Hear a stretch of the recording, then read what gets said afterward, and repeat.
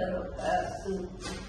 Saya bernama Susanti Makinisi, NIM 1867005, berkuliah Universitas Pancasakti Bekasi, kelas afirmasi 1 RPL, yaitu rekognisi pembelajaran lampau, program sarjana, program studi pendidikan PAUD, mata kuliah PPKN.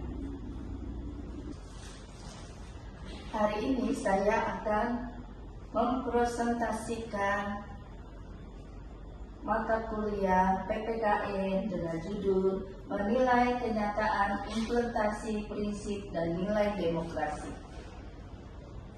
Dosen pengampu Dr. Roza Yenita, MPD. Ya, saya akan mulai. Di sini pengertian dari demokrasi. Demokrasi adalah sistem pemerintahan yang menjunjung tinggi kedaulatan rakyat. Dalam sistem ini, rakyat memiliki kekuasaan tertinggi untuk membuat keputusan baik secara langsung maupun melalui perwakilan yang mereka pilih. Bentuk pemerintahan yang paling inklusif memastikan setiap suara memiliki hak yang sama dalam menentukan arah bangsa.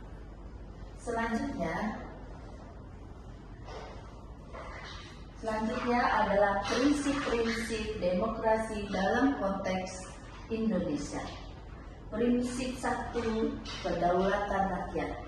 Di sini, rakyat adalah pemegang kekuasaan tertinggi.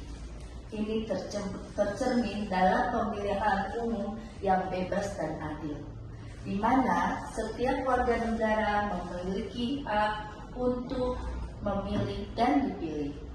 Suara rakyat menjadi penentu arah kebijakan dan kepemimpinan negara. Prinsip yang kedua, pembagian kekuasaan.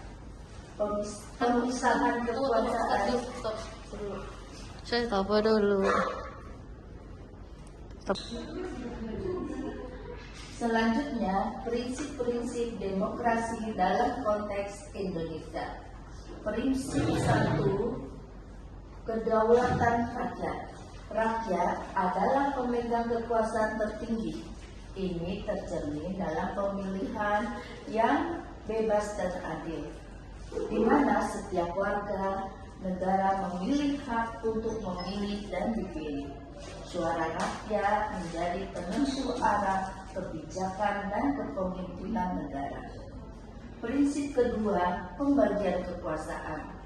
Pemisahan kekuasaan eksekutif, legislatif, dan yudikatif untuk mencegah penyalahgunaan wewenang dan memastikan adanya mekanisme cek dan balance. Setiap lembaga memiliki peran dan fungsinya masing-masing yang saling mengawasi.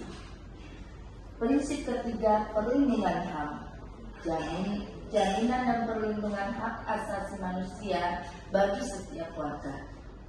Ini termasuk hak untuk berbicara, berpendapat, beragama, dan berserikat yang diatur dalam Undang-Undang Dasar dan perundang-undangan lainnya. Prinsip keempat, supremasi hukum. Hukum menjadi panglima tertinggi, di mana semua warga negara dan penyelenggara negara tunduk pada hukum. Tidak ada yang kebal hukum dan keadilan ditegakkan tanpa memandang bulu.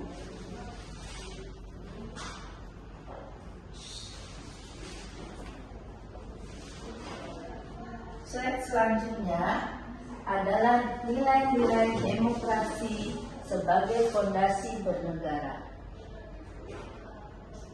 yaitu toleransi, musyawarah mufakat, keadilan sosial, partisipasi publik.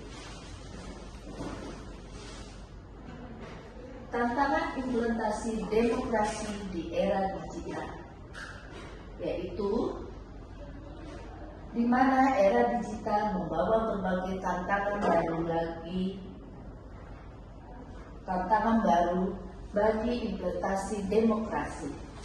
Kecepatan informasi dan kemudahan akses internet meskipun menawarkan banyak keuntungan juga membuka celah bagi praktik-praktik yang merusak nilai-nilai demokrasi. Tantangannya adalah penyebaran hoax dan disinformasi. Yang kedua, ancaman privasi data. Yang ketiga, polarisasi dan perpecahan. Yang keempat, kesenjangan digital. Peran generasi muda dalam menjaga demokrasi, yaitu generasi adalah pewaris atau penentu masa depan demokrasi. Mereka melakukan edukasi politik, lalu aktif berpartisipasi, literasi digital, dan menjadi pemimpin inovatif. Kesimpulan dan langkah selanjutnya, membangun demokrasi yang lebih baik. Implementasi prinsip dan nilai demokrasi di Indonesia adalah sebuah perjalanan berkelanjutan. Meskipun telah banyak kemajuan yang dicapai, tantangan dan pekerjaan rumah masih banyak.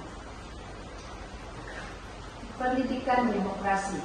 Di sini, meningkatkan pendidikan kewarganegaraan yang relevan dan kontekstual sejak dini, menanamkan nilai-nilai demokrasi dalam setiap aspek kehidupan. Lalu perkuatan institusi, memperkuat lembaga-lembaga demokrasi seperti KPU, Bawaslu, DPR, dan lembaga peradilan agar bekerja secara independen dan akuntabel. Lalu, literasi digital, meningkatkan kemampuan masyarakat untuk memilah informasi, berpikir kritis, dan bertanggung jawab dalam penggunaan media digital.